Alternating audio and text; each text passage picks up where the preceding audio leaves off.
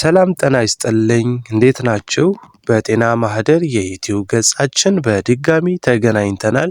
ጤና ማህደር ዘመናዊ የህክምና መረጃዎችን፣ የተረጋገጡ የጤና ምክሮችንና የተሻለ የአኗኗር ዘይቤን የምንነጋገርበት ዲጂታል ማህደር ነው። ዛሬ ብዙዎቻችን የሚያሰቃየው የጨጓራ ህመም መንስኤዎቹንና መፍትሄዎቹ ላይ ሰፊ መረጃ ይዤላችሁ ቀርቤያለሁ። ለቻናሌ አዲስ ከሆናችሁ ሰብስክራይብ በማድረግ የጤና ማህደራችን ቤተሰብ እንድትሆኑ እንጋብዛለን። ወደ ዛሬው መረጃ እንለፍ። ዛሬ በዓለማችን ላይ ከ3 ሰዎች አንዱ ያጠቃል ተብሎ የሚገመተውና በሀገራችንም እጅግ ስር የሰደደው የጨጓራ ህመም ጉዳይ በጥልቀት እንመረምራለን።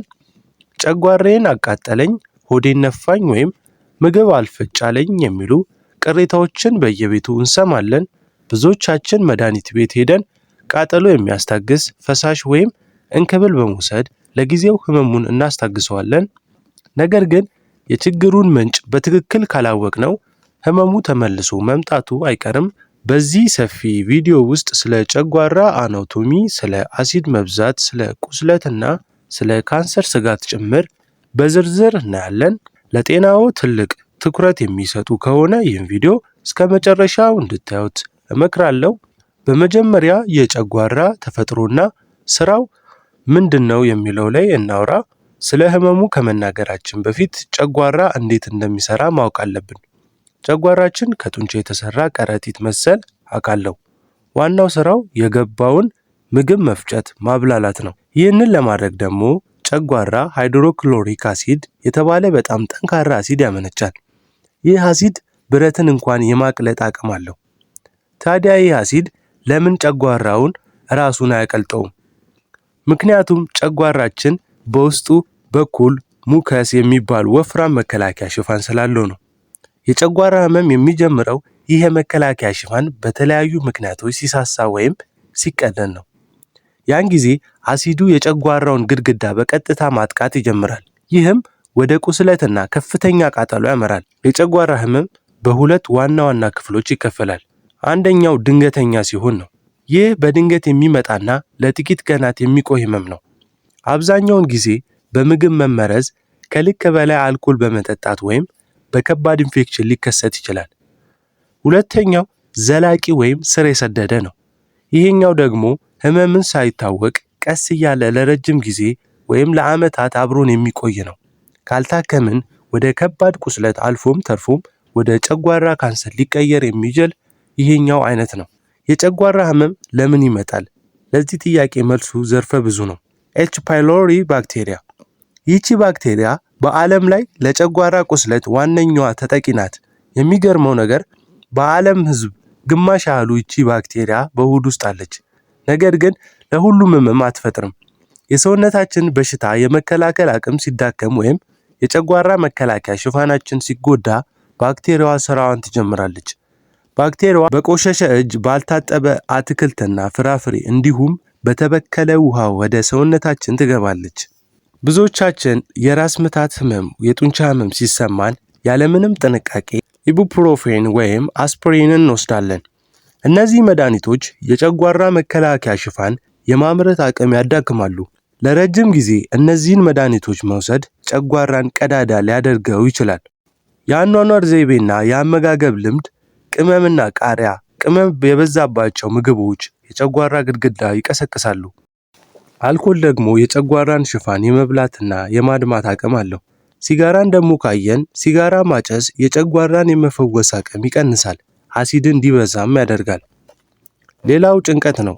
በስራ ወይም በኑሮ የምንጨነቅ ከሆነ ኮርቲሶል የተባለ ሆርሞን ያመነጫል። ይህም አሲድ እንዲበዛ ምክንያት ይሆናል። የጨጓራ ህመም ምልክቶቹን በዝርዝር እንይ። የጨጓራ ህመም በየደረጃው የተለያየ ምልክት ሊያሳይ ይችላል። ብዙዎቻችን የቃጠሎ ስሜት ብቻ እንጠብቃለን። ነገር ግን ምልክቶቹ ከዚያ በላይ ናቸው። የላይኛው የሆድ ህመም፣ ከደረት አጥንት በታች በእምብርት አካባቢ የሚሰማ ቁርጠት ወይም የመቆም ስሜት። ይህም በአብዛኛው ጊዜ ምግብ ከመብላት በፊት ወይም በኋላ ሊባባስ ይችላል። የሆድ መነፋፋትና ጋዝ፣ ምግብ በልተን ሳንጨርስ የጥጋብ ስሜት መሰማት፣ ምግብ በልተን ሳንጨርስ የጥጋብ ስሜት መሰማትና ሆዳችን በጋዝ ተወጥሮ መክበድ። የማቅለሽለሽና የማስመለስ ስሜት፣ በተለይ ጧት ከአልጋ ስንነሳ ማቅለሽለሽ ወይም የምግብ ፍላጎት ማጣት። የጉሮሮ ቃጠሎ፣ የጨጓራ አሲድ ወደ ላይ ተመልሶ እስከ ጉሮሮ ድረስ ሲመጣ የሚፈጠር የቃጠሎ ስሜት። ይሄ ብዙ ጊዜ ከጨጓራ ህመም ጋር ተያይዞ የሚመጣውን ሪፍለክስ ምልክት ነው። የሰገራ ቀለም መለዋወጥ፣ ይሄ በጣም ወሳኝ ምልክት ነው። የጨጓራ ቁስለት ካለና ደም የሚፈስ ከሆነ ሰገራ በጣም ጥቁር ሊሆን ይችላል። ይሄ ከተከሰተ በአስቸኳይ ወደ ሕክምና መሄድ ያስፈልጋል። የጨጓራ ህመም ካልታከመ ምን ሊያስከትል ይችላል? ጨጓራ እኮ ነው ብለን ችላ የምንላቸው ነገሮች ወደ ከባድ የጤና ቀውስ ሊመሩ ይችላሉ። የደም ማነስ፣ የጨጓራ ቁስለት በትንሽም ቢሆን ደም ሁልጊዜ የሚፈሰው ከሆነ በሰውነታችን ውስጥ የደም መጠን እንዲቀንስና ለከፍተኛ ድካም ያደርገናል። የጨጓራ መበሳት፣ ቁስለቱ እየሰፋ ሄዶ የጨጓራን ግድግዳ ከበሳው በጨጓራ ውስጥ ያለው ምግብና አሲድ ወደ ሆድ ዕቃ ውስጥ ይገባል። ይሄ ለሞት ሊዳርገን ይችላል። ፔሪቶናይተስ የተባለ ኢንፌክሽንም ያስከትላል። የምግብ መተላለፊያ መጥበብ፣ በቁስለት ምክንያት የሚፈጠረው ጠባሳ የምግብ መተላለፊያውን ዘግቶ ምግብ እንዳያሳልፍ ሊያደርግ ይችላል። ሌላው የጨጓራ ካንሰር፣ በተለይ በኤች ፓይሎሪ ባክቴሪያ ምክንያት የመጣ የጨጓራ ህመም ለረጅም ጊዜ ከቆየ የጨጓራ ህዋሳት በመቀየር ወደ ካንሰር ሊያመራ ይችላል። ሐኪሞች እንዴት ያውቁታል? የምርመራ አይነቶቹ ደግሞ ወደ ህክምና ስንሄድ የሚደረጉ ዋና ዋና ምርመራዎች የሚከተሉት ናቸው። የትንፋሽ ምርመራ፣ በትንፋሽ አማካኝነት የኤች ፓይሎሪ ባክቴሪያ መኖሩንና አለመኖሩን ማረጋገጥ። የሰገራ ምርመራ፣ በሰገራ ውስጥ የባክቴሪያውን ቅሪት ወይም የደም ምልክት መፈለግ። ኢንዶስኮፒ፣ ይህ በጣም ትክክለኛ ምርመራ ነው። ካሜራ ያለው ትንሽ ቱቦ በጉሮሮ በኩል በማስገባት የጨጓራ ግድግዳ በቀጥታ በስክሪን ማየት። በዚህ ጊዜ ቁስለት ካለ ወይም ካንሰር ከተጠረጠረ ትንሽ ስጋ ተቆርጦ ለምርመራ ሊወሰድ ይችላል። ሌላው የደም ምርመራ ነው። በደም ውስጥ የባክቴሪያው ተከላካይ መኖሩን ለማረጋገጥ ደም ይወሰዳል። መወገድ ያለባቸው ቃሪያ፣ ሚጥሚጣ፣ ጥቁር ህመም፣ ቡና፣ ሻይ፣ ቸኮሌት፣ በጣም ቅባት የበዛባቸው ጥብስ ምግቦች፣ የሎሚና የብርቱካን ጭማቂ እና የታሸጉ ለስላሳ መጠጦች ናቸው።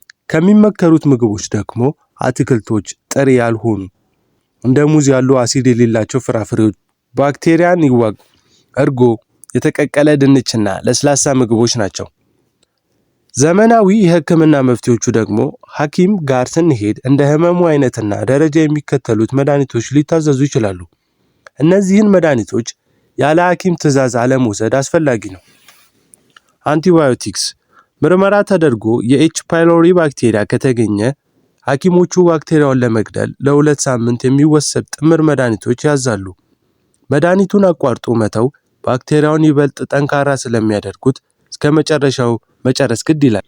ፓንቶፕራዞል ያሉ መድኃኒቶች የጨጓራ አሲድ አመራረትን በመቀነስ ቁስል እንዲያድን እድል ይሰጣሉ። አሲድ የሚያከሽፉ ደግሞ እነዚህ በፈሳሽ ወይም የሚታኘክ መልክ የሚዘጋጁ ሲሆን በጨጓራ ውስጥ ያለውን አሲድ ወዲያውኑ በማክሸፍ የቃጠሎ ስሜት በደቂቃዎች ውስጥ ያስታግሳሉ። ተፈጥሯዊና የቤት ውስጥ መፍትሄዎቹ ደግሞ ከመድኃኒት ጎን ለጎን ቤታችን ውስጥ የምናደርጋቸው ጥንቃቄዎች ከህመሙ ቶሎ እንድንገላገል ይረዱናል። የመጀመሪያው ማር ነው።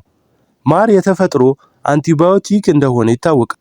በተለይ ኦርጋኒክ የሆነ ማር በባዶ ሆድ መውሰድ የጨጓራን ግድግዳ ለመጠገንና ባክቴሪያን ለመዋጋት ይረዳናል። ሁለተኛው ዝንጅብል ነው። ዝንጅብል ጸረ ብግነት ባህሪ ስላለው የጨጓራ መቆጣትን ይቀንሳል። በሻይ መልክ ወይም በጥቂቱ በመታኘክ መጠቀም ይቻላል። ሶስተኛው የጎመን ጭማቂ ነው። ይህ ምናልባት ብዙ ሰው የማያውቀው ግን በጣም ውጤታማ ዘዴ ነው። የጎመን ጭማቂ በውስጡ ቫይታሚን ዩ የተባለ ንጥረ ነገር ስላለው የጨጓራ ቁስለትን በፍጥነት የመጠገን አቅም አለው። ሌላው እርጎ ነው። እርጎ በውስጡ ጠቃሚ ባክቴሪያዎችን ይዟል። ጎጂዋን የኤች ፓይሎሪ ባክቴሪያን በመዋጋት የጨጓራን ጤና ይመልሳሉ። ሌላው ጭንቀትና ጨጓራ ነው። ብዙ ጊዜ የጭንቀት ጨጓራ የሚባል ቃል እንሰማለን። ይህ በሳይንስ የተረጋገጠ እውነት ነው። አእምሯችን ሲጨነቅ ሰውነታችን ፋይት ኦር ፍላይት ወደሚባል ሁኔታ ይገባል። በዚህ ጊዜ ደም ወደ አንጎልና ወደ ጡንቻዎች ስለሚሄድ ለጨጓራ የሚሰጠውን ትኩረት ይቀንሳል። ይህም ጨጓራውን ከመጠን በላይ አሲድ እንዲያመነጭና ራሱን የመከላከል አቅሙን እንዲያዳክም ያደርገዋል። ስለዚህ በቂ እንቅልፍ መተኛት፣ ቀለል ያሉ እንቅስቃሴዎች እንደ መራመድ ማድረግ፣ ለአእምሮ እረፍት መስጠት ለጨጓራ ጤና ወሳኝ ናቸው። ለዘላቂ ፈውስ መደረግ ያለባቸው ጥንቃቄዎች ከጨጓራ ህመም ለአንዴና ለመጨረሻ ጊዜ ለመገላገል የሚከተሉት ልምዶች ማዳበር አለቦት። ምግብን በሚገባ ማኘክ። ግማሽ የተፈጨ ምግብ ወደ ጨጓራ ሲገባ ጨጓራው ለተጨማሪ ስራና አሲድ ይጋለጣል። ከመተኛታችን 3 ሰዓት በፊት አለመመገብ። ተኝተን ሳለ ጨጓራችን ምግብ ለመፍጨት ከታገለ አሲዱ ወደ ጉሮሮ የመመለስ እድሉ ከፍተኛ ነው። የውሃ አጠቃቀማችን ደግሞ ምግብ እየበሉ ውሃ መጠጣት የጨጓራን አሲድ ስለሚያቀጥነው የምግብ መፈጨት ሂደቱን ያዘገየዋል። ውሃን ከምግብ 30 ደቂቃ በፊት ወይም ከምግብ 1 ሰዓት በኋላ መጠጣት ይመከራል። የጨጓራ ህመም የአኗኗር ዘይቤያችን ውጤት የምንበላው ምግብ የምንወስዳቸውን መድኃኒቶችና የአእምሮ ሰላማችንን በመጠበቅ ከዚህ ስቃይ መገላገል እንችላለን። ያስታውሱ፣ ጤናው ትልቅ ሀብቶ ነው። ህመሙ ከቀጠለ ግን ሳይዘገዩ የህክምና ባለሙያ ማማከሩን አይርሱ። ለዛሬ ያዘጋጀውላችሁ የጤና መረጃ ይህን ይመስል ነበር። መረጃው ጠቃሚ ሆኖ ካገኛችሁት ላይክ በማድረግ አበረታቱን። እንዲሁም ለምትወዷቸው ዘመድ ጓደኞቻችሁ እንዲደርስ ሼር አድርጉት። በዛሬው ርዕስ ላይ ጥያቄ ካላችሁ ወይም ቀጣይ በምን ርዕስ ላይ ቪዲዮ እንድንሰራላችሁ ትፈልጋላችሁ አስተያየታችሁን ኮሜንት ላይ አስፍሩልኝ። ጤና ትልቅ ሀብት ነውና በቀጣይ ቪዲዮ እስከምንገናኝ በሰላም ቆዩልኝ።